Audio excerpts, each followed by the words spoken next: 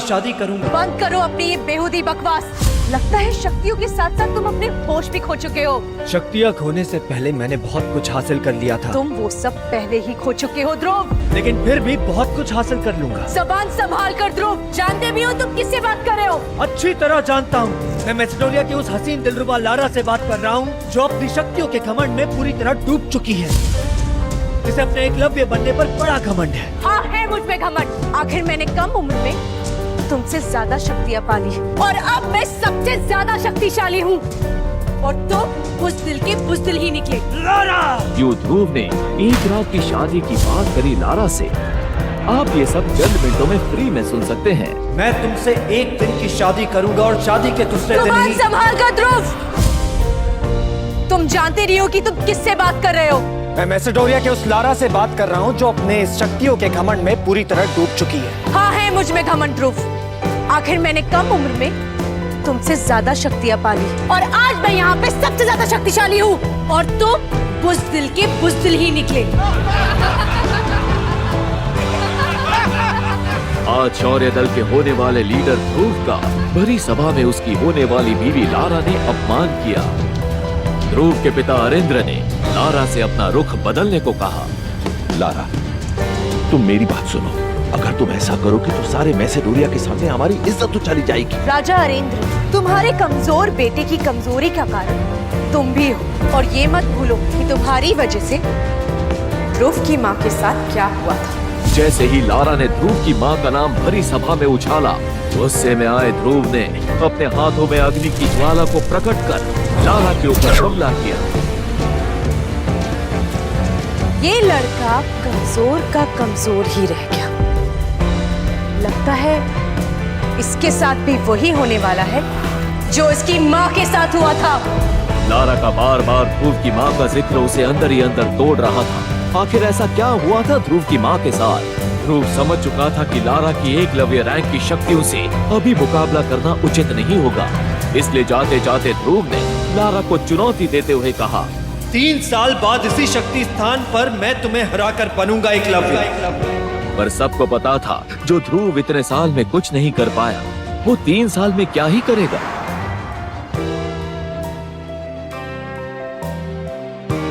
ध्रुव मैसेडोनिया की उस जगह जा पहुंचा जहां उसकी मां की समाधि बनी हुई थी।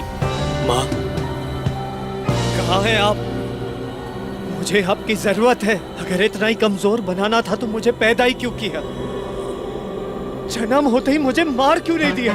बोलो माँ, बोलो, जवाब दो माँ, जवाब दो।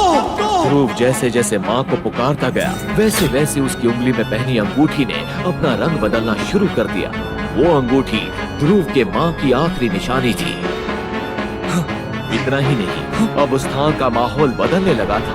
बिजलियों ने अपना रौद्र रूप धारण कर लिया था। कई कब्रों से हंसने की आवाजें आ रही थी, मानो वो ध्रुव को कमजोर कहकर पुकार रही है। ध्रुव की मां की कब्र से धुआं निकलने लगा था। तभी एक आत्मा हवा में उड़ती हुई दिखी। वो आत्मा एक बूढ़े इंसान की थी। डरावनी आंखें, लंबे बाल, सफेद कफन जैसे कपड़े। ध्रुव सामने का नजारा देख पूरी तरह डर गया। देखो, मेरे करीब मत आना वरना मैं तुम्हें मार दूंगा।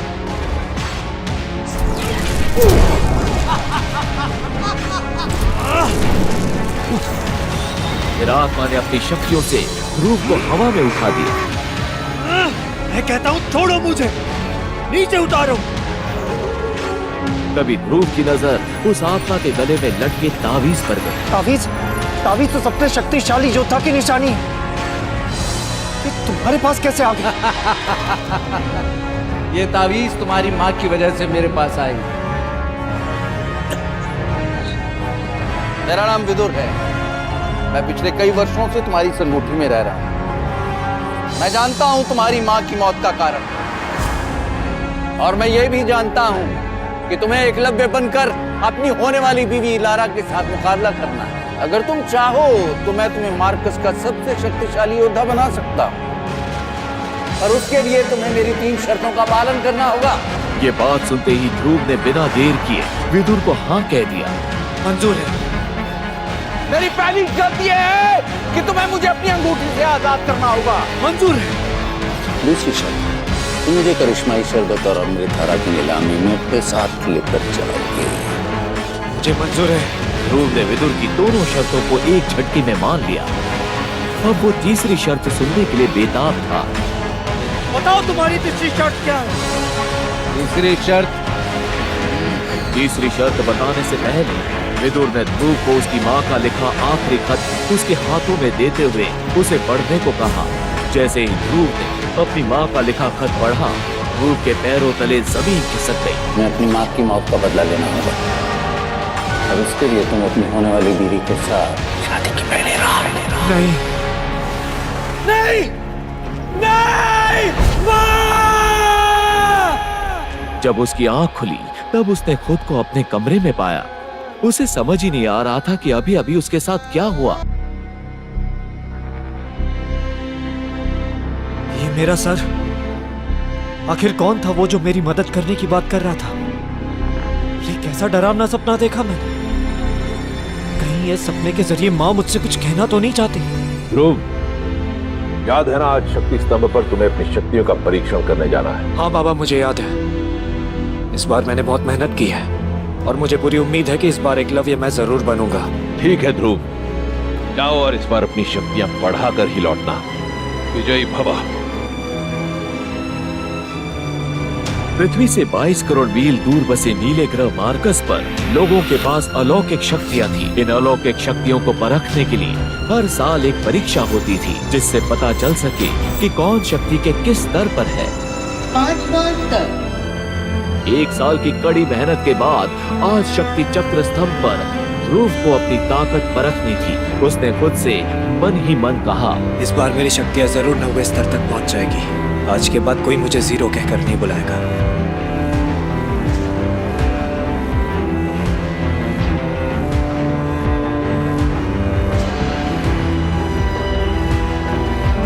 आज मेरे बाबा को मुझ पर जरूर गर्व होगा।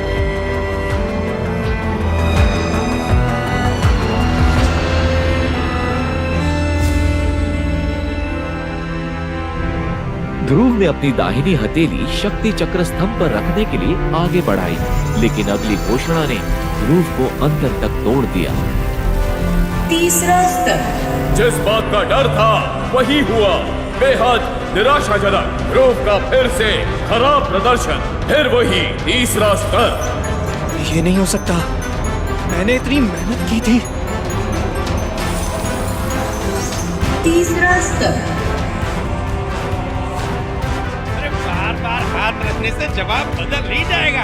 अरे तू एक कचरा है, जीरो है। ये तो अब अपनी शक्तियों का परीक्षण करना ही नहीं चाहिए। अरे इसने तो अपने बाप का नाम मिट्टी में मिलाने के लिए ही जन्म लिया है। अरे इसकी कमजोरी को देखते हुए इसकी मंगेतर लारा भी इसके साथ रिश्ता तोड़ना चाहती है।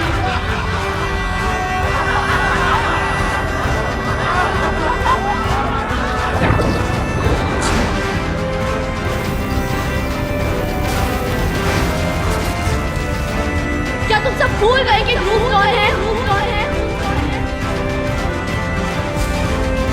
ध्रुव के लिए भीड़ से लड़ने वाली ये लड़की ईरा थी, जो ध्रुव की बचपन की दोस्त थी। 9वां स्तर। ईरा 9वें स्तर पर थी और बेहद शक्तिशाली थी। कभी वो ध्रुव के साथ ही अभ्यास किया करती थी। उसके 9वें स्तर पर पहुंचना भी एक बड़ा राज था। ये वही लड़का है जो सिर्फ 15 साल की उम्र में ही 10वें स्तर पर पहुंच एकलव्य बना था, जो बहुत ही कम उम्र से ही अभ्यास कर रहा है।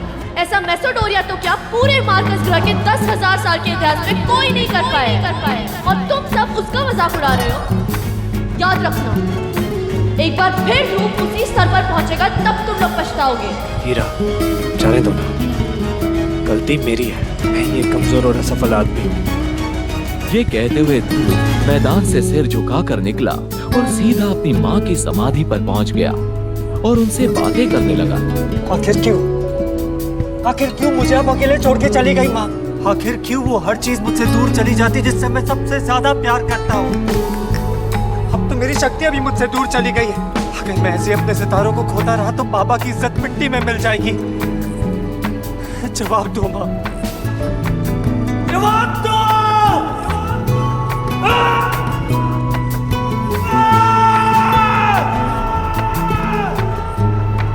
तो मुझे कोई चमत्कार या फिर कोई करिश्मा ही मेरी शक्तियां वापस दिला सकता है माँ। या तो आप मेरे लिए मदद भेजेंगी या मैं इस शरीर को त्याग कर आपकी दुनिया में चला आऊंगा। चिंता क्यों करते हो ध्रुव? चिंता क्यों करते हो ध्रुव? चिंता क्यों करते हो? मैं तो हमेशा से तुम्हारे साथ हूँ।